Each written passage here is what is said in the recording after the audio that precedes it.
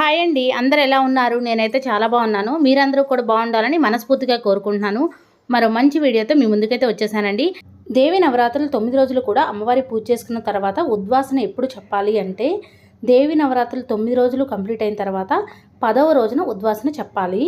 నార్మల్గా 9వ రోజునే ఉద్వాసన చెప్పొచ్చు. 9వ రోజున మంగళవారం కానీ శుక్రవారం కానీ రాకపోతే 9వ రోజునే అమ్మవారి పీఠాన్ని కదపొచ్చు. అయితే ఈసారి మాత్రం దసరా పండగ శనివారం రోజున వచ్చిందండి. శనివారం రోజున పీఠాన్ని కదపొచ్చు. పీఠం కదపడానికి శుభ సమయం వచ్చేసి ఉదయం పూజ చేసుకున్న తర్వాత దీపారాధన కొండెక్కిన తర్వాత 11 గంటల నుంచి 11 గంటల 47 నిమిషాల వరకు శుభ సమయం ఉంది. ఈరోజు ఈ వీడియోలో దేవి నవరాత్రులు 9 రోజులు కూడా అమ్మవారి పీఠాన్ని ఏర్పాటు చేసుకొని పూజ చేసుకుంటాం కదండి. లేదంటే కొంతమంది కుదిరిన రోజు పీఠం ఏర్పాటు చేసుకొని పూజ చేసుకుంటారు కదా.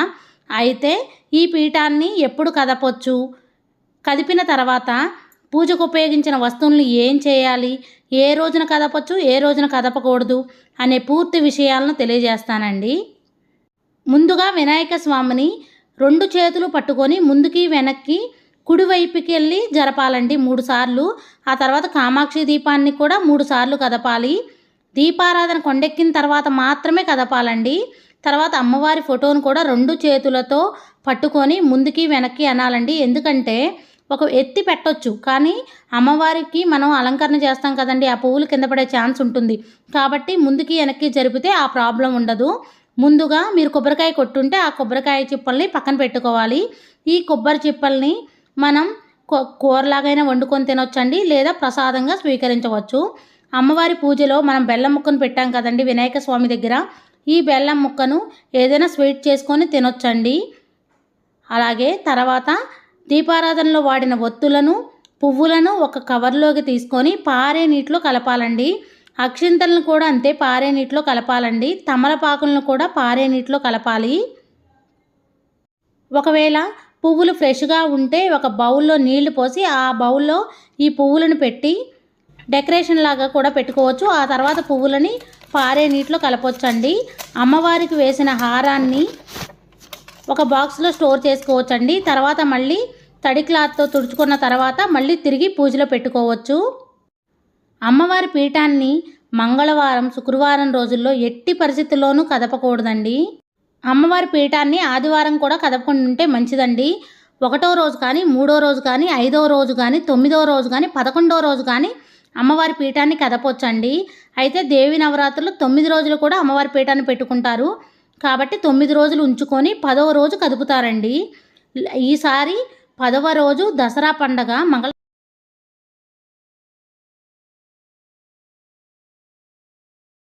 శనివారం రోజున వచ్చిందండి. శనివారం రోజున పీఠాన్ని కదపొచ్చు.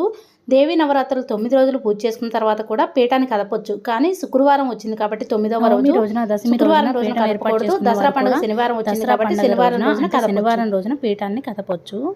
వాడిన ఒత్తులు, పువ్వులు అన్నీ ఒక కవర్లో వేసుకొని పారే నీటిలో కలుపుకోవాలండి. దీపారాధన కుందులన్నీ తీసుకొని ఒక ప్లేట్లో పెట్టుకొని తర్వాత క్లీన్ చేసుకోవచ్చండి. మంగళవారం శుక్రవారం తప్ప మిగతా రోజుల్లో క్లీన్ చేసుకోవచ్చు. అమ్మవారి దగ్గర గజములు పెట్టుకున్నాం కదండి, ఆ గజములని పూజా మందిరంలోనే పెట్టుకోవచ్చండి, లేదా మీరు ఎక్కడి నుంచి తీసారో అక్కడ క్లీన్ చేసుకొని పెట్టుకోవచ్చు. తర్వాత అమ్మవారి పూజలో నిమ్మకాయలు పెట్టుకుంటారు కదండి, ఆ నిమ్మకాయలని ఇంటికైనా కట్టుకోవచ్చండి, వాహనాలకైనా కట్టుకోవచ్చు, లేదా పిల్లలు పడుకున్న తర్వాత దిండు కింద పెడితే పిల్లలు భయపడకుండా ఉంటారు. తర్వాత అమ్మవారి దగ్గర నిండుగా పసుపు కుంకుమ పెడతారు కదండి, ఇప్పుడైతే తీసుకొని వెళ్ళి పూజా మందిరంలో పెట్టుకోవచ్చండి. అమ్మవారి దగ్గర పసుపుని వంటల్లో వాడుకోవచ్చు. మనకు అడ్డు రాని రోజుల్లో వాడుకోవచ్చండి. అడ్డొచ్చిన రోజు మాత్రం అమ్మవారి దగ్గర పెట్టిన పసుపుని వాడకూడదు. కుంకాన్ని మన నుదుటిన పెట్టుకోవడానికి వాడుకోవచ్చు. ఎక్కువ కుంకుమ ఉంటే పారే నీటిలో కలపొచ్చండి. తెల్లని టవల్ మీద బియ్యం ఉన్నాయి కదండి, ఈ బియ్యాన్ని మనం వండుకునే అన్నంలైనా కలుపుకోవచ్చండి, లేదంటే నైవేద్యంగా చేసి అందరికీ ప్రసాదం పంచిపెట్టవచ్చండి. అమ్మవారి ఫోటోను పూజా మందిరంలో పెట్టుకోవచ్చు. ఆ తర్వాత పీటలను కూడా తీయొచ్చండి. పీటల కింద మనం ముగ్గు వేసాం కదండి, బియ్యం పిండితో పసుపు కుంకుమలతో వేసాం కదా, దీన్ని ఒక పేపర్లోకి తీసుకొని పారే నీటిలో కలపాలండి. చీపురుతో ఓడవకూడదండి. ఈ విధంగా చేత్తోనే ఒక పేపర్లోకి తీసుకొని పారే నీటిలో కలపాలి. పువ్వుల్ని కూడా పారే నీటిలో కలుపుతాం కదండి, ఇవన్నీ ఒక కవర్లోకి తీసుకొని ఆ కవర్ తీసుకెళ్ళి ఆ పారే నీటిలో కలపొచ్చు. ఎవరు తొక్కని ప్లేస్లో పడేయొచ్చండి. రాగి గ్లాస్లో వాటర్ పెట్టుకున్నాం కదండి, వీటిని మొక్కలకు పోయాలి. రాయి గ్లాసులో పెట్టిన పువ్వుల్ని కూడా పారే నీటిలో కలపొచ్చు, లేదా మనం కూడా పెట్టుకోవచ్చండి. ఈ నీళ్ళని ఇల్లంతా చల్లుకుంటే చాలా మంచిది. కొంతమంది అఖండ దీపం పెట్టుకుంటారు కదండి. 11వ రోజున నూనె వడ్డించకుండా నూనె ఉన్నంత వరకు వెలుగనిస్తే సరిపోతుంది. తర్వాత అమ్మవారి దగ్గర కుంకుమార్చన చేసుకుంటాం కదండి. ఈ కుంకుమ మొత్తం ఒక బాక్స్లో స్టోర్ చేసుకొని ప్రతిరోజు ధరిస్తే చాలా మంచిది. ఇక్కడ నేను అమ్మవారికి అష్టోత్తరం చేసుకొని చిట్టిగాజులతో చేసుకున్నాను. 1 రూపీ కాయిన్స్, 5 రూపీస్ కాయిన్తో చేసుకున్నాను కదండి.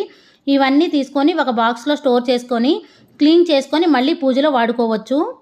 అమ్మవారి దగ్గర గాజులు పెట్టుకుంటాం కదండి. ఆ గాజుల్ని మనం ధరిస్తే చాలా మంచిది. అమ్మవారికి వేసిన కాయిన్ హారంని మనం ధరించినా చాలా మంచిదండి. మనం ధరించిన తర్వాత క్లీన్ చేసి, అంటే పాలల్లో కానీ పసుపు నీళ్ళలో కానీ కడిగిన తర్వాత మాత్రమే అమ్మవారికి వేయాలండి. ఈ విధంగా ఒకదాని తర్వాత ఒకటి తీసుకొని బాక్స్లో స్టోర్ చేసుకోవాలి. మనం అమ్మవారికి పూజ చేసేటప్పుడు పూలదండలు వాడాం కదండి. అవి కూడా క్లీన్ చేసి మళ్ళీ పూజలో వాడుకోవచ్చు. అలాగే పీట మీద తెల్లని టవల్ వేసాం కదండి. ఈ టవల్ని కూడా వాష్ చేసి మళ్ళీ వేరే పూజలో వాడుకోవచ్చు అండి. అమ్మవారి దగ్గర పెట్టిన తాంబూలంని మనం స్వీకరించవచ్చు. ఆ పండ్లు మనం తింటే చాలా మంచిదండి. ఎవరికైనా పంచిపెట్టినా మంచిది.